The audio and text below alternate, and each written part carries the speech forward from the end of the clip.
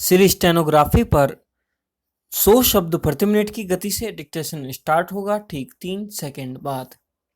Yes, ready, start. 21वीं सदी में भी अगर यह सुनने को मिले कि भूख से हर मिनट 11 लोगों की मौत हो रही है तो इससे ज्यादा पीड़ादायक और क्या होगा। ऑक्सफैम ने अपनी ताजा रिपोर्ट में बताया है कि महामारी के दौर में भूख से दम तोड़ने वालों की तादाद सामान्य दिनों के मुकाबले काफी बढ़ गई है। यह ज्यादा चिंता की बात इसलिए भी है कि भूखमरी का सामना करने वालों की तादाद में 2 करोड़ से ज्यादा का इजाफा हो गया है। हो सकता है यह आंकड़ा और ज्यादा भी हो। मोटा अनुमान बताता है कि 15 करोड़ से ज्यादा लोगों भूखे पेट सो रहे हैं या कई कई दिन बिना खाए गुजार रहे हैं। यह हालत अफ्रीकी महाद्वीप के देशों से लेकर दुनिया के कई विकासशील देशों की है। पिछले 1 साल में हालात इसलिए भी ज्यादा बिगड़े क्योंकि दुनिया के लगभग सारे देश महामारी और इसके दुष्प्रभावों का सामना कर रहे हैं। जाहिर है ऐसे में सबसे ज्यादा असर उन देशों पर ही पड़ रहा है जो हर तरह से गरीबी की मार झेलने को अभिशप्त हैं। संयुक्त राष्ट्र महासचिव ने तो साल भर पहले ही अंदेशा जता दिया था कि महामारी की मार से 5 करोड़ लोग और बेहद गरीबी में चले जाएंगे। उनका यह अंदेशा आज हकीकत के रूप में सामने है। इसमें कोई संदेह नहीं कि आधी से ज्यादा दुनिया गरीबी और भूखमरी की समस्या से जूझ रही है। हालांकि महामारी से पहले भी स्थिति कम विकट नहीं थी, पर महामारी ने इसे और बदतर कर डाला।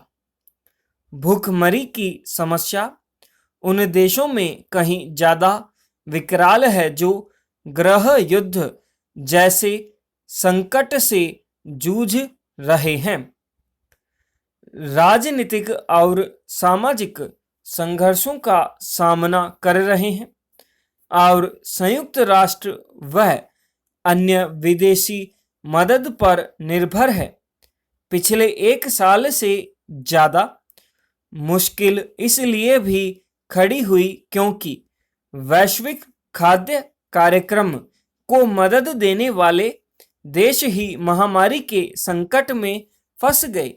गौरतलब है कि वैश्विक खाद्य कार्यक्रम और दूसरे राहत अभियानों के लिए अमेरिका, रूस, चीन, जर्मनी, फ्रांस जैसे धनी देश मदद देते रहे हैं, लेकिन अब इन देशों की अर्थव्यवस्था भी चरमराई पड़ी है।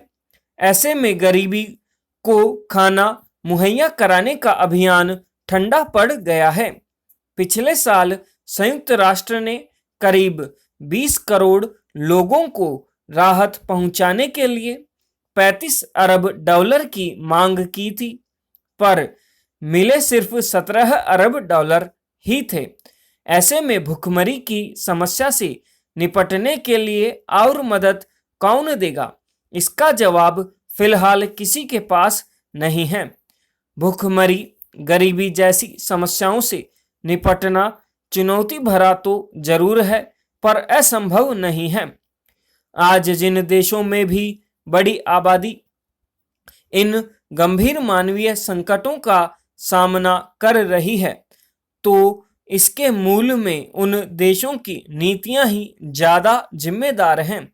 ज्यादातर अफ्रीकी और लैटिन अमेरिकी देश सत्ता संघर्ष जैसे संकट का सामना कर रहे हैं। गृह युद्ध के कारण लोग देश छोड़ने को मजबूर हैं विकासशील देशों में स्थिति इसलिए खराब है कि गरीब तबके को लेकर सरकारों का रुख और नीतियां उपेक्षापूर्ण ही रहती आई है। इसलिए भुखमरी और गरीबी से निपटने की योजनाएं बनती भी है तो वे सिरे नहीं चढ़ पाती और आबादी का बड़ा हिस्सा गरीबी ही बना रहता है।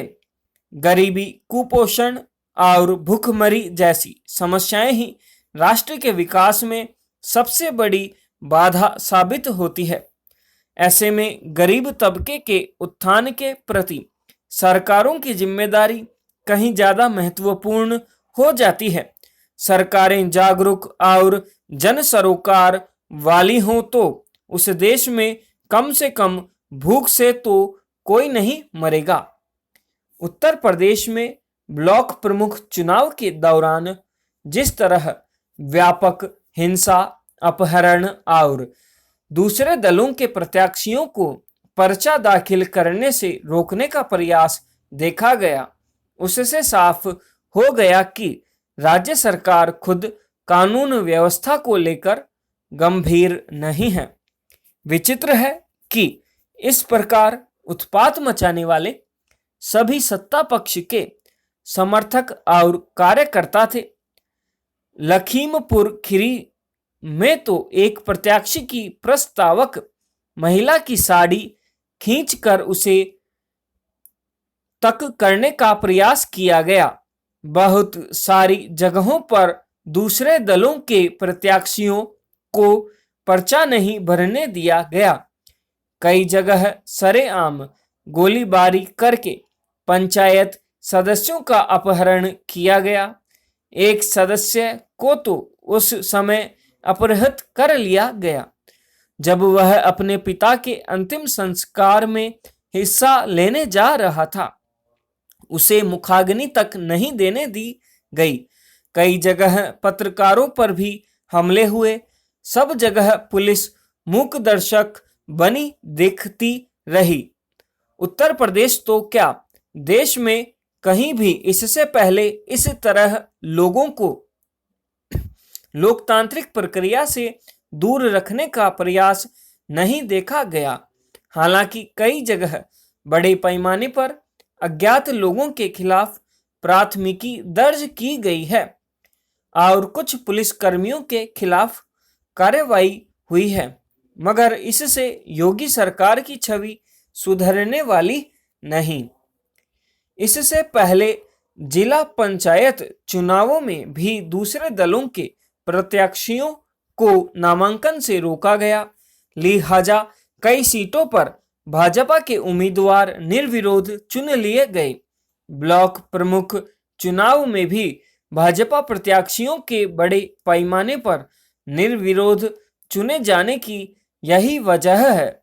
उत्तर प्रदेश में भाजपा कार्यकर्ताओं की इन हरकतों की वजह से स्वाभाविक ही सवाल उठने शुरू हो गए हैं कि क्या इसी तरह वह विधानसभा चुनाव भी लड़ने की तैयारी में है। दरअसल कोरोना की दूसरी लहर के वक्त जब बड़े पैमाने पर लोग संक्रमित हो रहे थे, तब वहां ग्राम पंचायत चुनाव कराए गए, जिसमें भाजपा को बड़ा नुकसान उठाना पड़ा और उसमें समाजवादी पार्टी ताकतवर होकर उभरी थी। उसे लेकर विधानसभा चुनावों की तस्वीर आंकी जाने लगी थी। उस हार को शायद योगी आदित्यनाथ पचा नहीं पाए और फिर ब्लॉक और जिला पंचायतों में इस तरह अपना दबदबा कायम करने का रास्ता अख्तियार कर लिया गया, मगर इससे उनका जनाधार बढ़ने के बजाय और खिसकेगा ही। जब योगी आदित्यनाथ ने प्रदेश की कमान संभाली थी तो उन्होंने दावा किया कि अपराधियों और गुंडों के लिए राज्य में कोई जगह नहीं होगी।